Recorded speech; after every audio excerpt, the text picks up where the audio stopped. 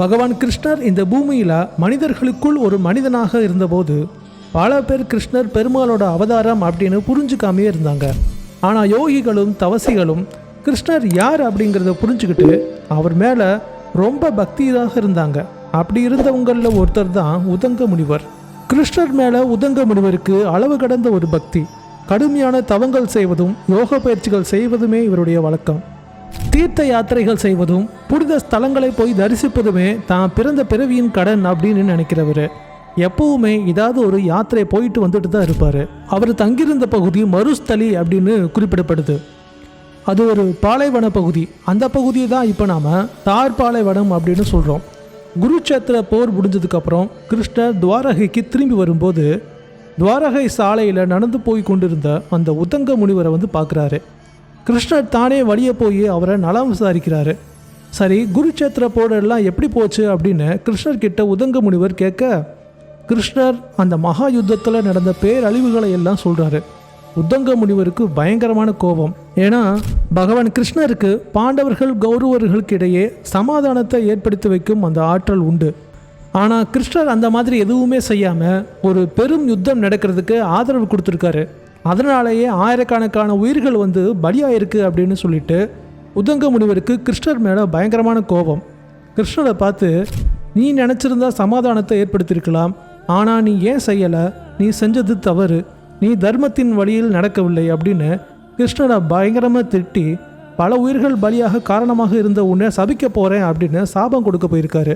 அதுக்கப்புறம் கிருஷ்ணர் எப்படியோ அவரை தடுத்து அர்ஜுனனுக்கு உபதேசம் செஞ்சது மாதிரி தர்மத்தை நிலைநாட்ட போரோட முக்கியத்துவம் என்ன அப்படின்னு உதங்க முனிவருக்கு எடுத்து சொல்லி அர்ஜுனனுக்கு காட்டியது போல உதங்க முனிவருக்கும் தன்னுடைய விஸ்வரூப தரிசனத்தை காட்டியிருக்காரு. தான் செஞ்ச அந்த யோக பயிற்சியின் மேலும் அதன் மூலமாக கிடைத்த அந்த சித்திகள் மேலும் உதங்க முனிவருக்கு பயங்கரமான ஒரு அகந்தை இருக்கிறத கிருஷ்ணர் உணர்ந்திருக்காரு.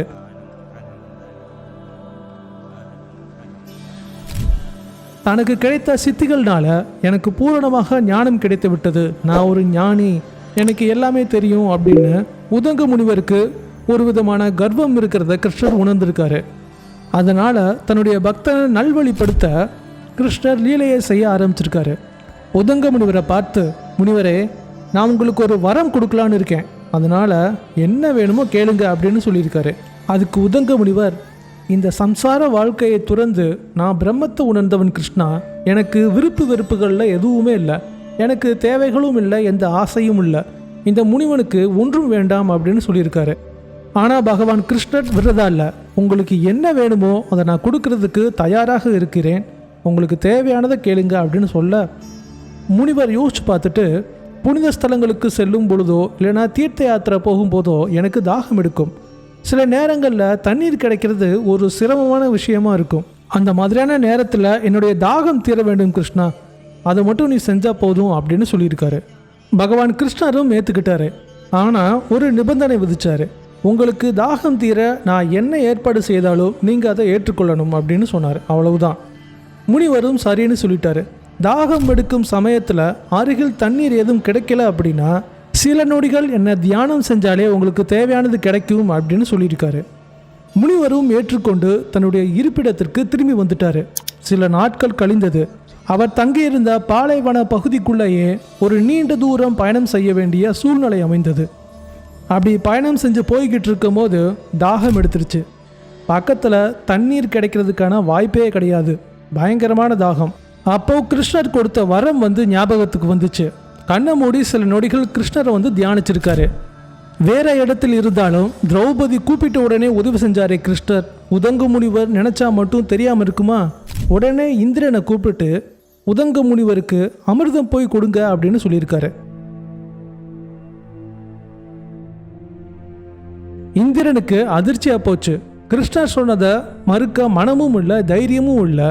அதனால கொஞ்சம் தயக்கத்தோட கிருஷ்ணர்கிட்ட, மனிதர்களுக்கு அமிர்தம் கொடுப்பது நியதியே இல்லையே கிருஷ்ணா அப்படின்னு இந்திரன் சொல்லியிருக்காரு. ஆமாம் இந்திரதேவனே, சரியாதான் சொல்லியிருக்கீங்க. நீங்கள் இந்திரனாக போக வேணாம். அழுக்கான தேகத்துடனும் அழுக்கான ஆடைகள் உடுத்தியும் உடம்பில் வேர்வை நாற்றம் அடிக்கும் ஒரு வேடனை போல நீங்கள் போங்க. அமிர்தத்தை ஒரு தகர பாத்திரத்தில் எடுத்துட்டு போங்க அப்படின்னு சொல்லியிருக்காரு. இந்திரனும் சரி அப்படின்னு சொல்லிட்டு உதங்க முனிவரை பார்க்கறதுக்கு போயிருக்காரு. இந்திரன் கூடவே ஒரு மெலிந்த நாய், பார்க்கறதுக்கே ரொம்ப மெலிஞ்சு போய் நோய்வாய்ப்பட்ட மாதிரி இருக்கு. அப்படி ஒரு நாயை கூப்பிட்டுட்டு உதங்க முனிவரை பார்க்க போயிருக்காரு. பாலைவன வெயில்ல தாகத்தோட நடந்து போயிட்டு இருந்த உதங்க முனிவரை பார்த்து, என்ன முனிவரே, ரொம்ப தாகத்தோடு இருக்கிற மாதிரி தெரியுது, ரொம்ப களைப்பா வேற இருக்கீங்க, இந்தாங்க என்கிட்ட கொஞ்சம் தண்ணி இருக்கு, தண்ணி குடிங்க, உடம்புக்கு நல்ல தெம்பா இருக்கும் அப்படின்னு சொல்லியிருக்காரு. உதங்க முனிவர் வேடன் தோட்டத்தில் வந்த இந்திரனை பார்த்து, யாருவன், உடம்பு முழுக்க வியர்வை வாடை, இவன் கடைசியாக எப்போ குளிச்சான்னு இவனே மறந்துருப்பான் போலையே அப்படின்னு அருவருப்பாக அந்த வேடனை பார்த்து, எனக்கு தண்ணிலாம் ஒன்றும் வேணாம்ப்பா, நான் நல்லா தான் இருக்கேன், நீ போ அப்படின்னு துரத்தி விட்டுருக்காரு. தாங்க முடியாத தாகத்தை எப்படியோ தாங்கிக்கிட்டு தான் போய் சேர வேண்டிய இடத்தை அடைந்திருக்கிறார் உதங்க முனிவர். பகவான் கிருஷ்ணர் மேலே பயங்கரமான கோபம். கிருஷ்ணரை விதவிதமாக மனசுக்குள்ளேயே திட்டுறாரு. போய் சொல்றது எப்படி அப்படின்னு இந்த கண்ணனுக்கு சொல்லியா கொடுக்கணும்? மற்றவங்களை கோவப்படுத்தி பார்க்கறதுல அந்த கோவிந்தனுக்கு என்னதான் இன்பமோ, மற்றவங்களை ஏமாத்துறதுல இந்த கிருஷ்ணனுக்கு நிகர் கிருஷ்ணன் தான், அப்படி இப்படின்னு ஏதேதோ நினைச்சு மனசுக்குள்ளேயே கிருஷ்ணனை திட்டுறாரு. போன காரியம் முடிந்த உடனே அப்படியே அங்கிருந்து நேரா துவாரகைக்கு வந்திருக்காரு. முனிவரை பார்த்ததுமே கிருஷ்ணருக்கு ரொம்ப சந்தோஷம். வாங்க வாங்க வாங்க முனிவரே அப்படின்னு இரு கை கூப்பி ரொம்ப பலமான வரவேற்பு கொடுத்துருக்காரு. ஆனா முனிவர் அதையெல்லாம் கண்டுக்காம ஆசனத்துல கூட அமராம கிருஷ்ணரை திட்டி தீர்த்திருக்காரு. கிருஷ்ணர் ஒரு வழியா முனிவரை சமாதானப்படுத்தி ஆசனத்துல உட்கார வச்சு சில கேள்விகள் மட்டும்தான் கேட்டாரு. நீங்க ஏன் அந்த வேடன் கொண்டு வந்த நீரை குடிக்கல? பாலைவனத்துல எங்கேயாவது வேடன் இருப்பானா? நீங்க சென்ற அந்த பாலைவன பகுதியில நீர் இருக்கிற அறிகுறியாவது இருந்ததா? எதுவுமே இல்லையே, எல்லாம் என்னுடைய ஏற்பாடு தான். அது மட்டும் இல்லாம உங்களுக்கு நீர் கொண்டு வந்தது இந்திரனே, அவர் கொண்டு வந்தது நீர் கூட இல்ல, அது தேவர்களுக்கே உரித்தான அமிர்தம். கிருஷ்ணருக்கே உண்டான அழகான பூன் சிறப்போடு இந்த வரிகளை உதங்க முனிவர் கிட்ட சொன்னாரு. நான் உங்க மேல வைத்துள்ள அன்பால உங்களுக்கு நான் அமிர்தம் கொடுக்க விரும்பினேன். ஆனா உங்களுடைய தவம், உங்களுடைய விரதங்கள், சித்திகள் மேலிருந்த அந்த பெருமையினால நீங்க சாதாரண மனிதர்களை ரொம்ப தாழ்வா நினைச்சிங்க.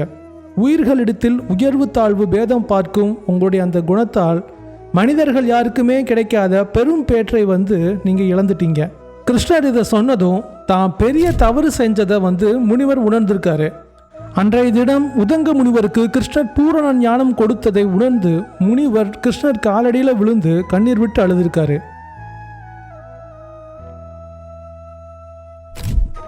இறைவன் நம்மளுடைய கணிப்புகளுக்கும் யூகங்களுக்கும் அப்பாற்பட்டவன். ஒரு ஐந்தறிவு ஜீவன்களுக்கு நமக்கு தெரிந்த விஞ்ஞான விஷயங்களை பற்றி சொன்னோன்னா அதுக்கு எப்படி புரியாதோ, அதுபோல இறைவனோட செயல்களையும் படைப்பு ரகசியங்களையும் புரிந்து கொள்வது இயலாத காரியம். நமக்கு செய்யும் விஷயங்கள் நம்மளுடைய சக்திக்கு உட்பட்டு இருக்கும். ஆனால் இறைவன் நமக்காக ஒரு காரியம் செய்யும்போது அது அவருடைய சக்திக்கு உட்பட்டு இருக்கும்.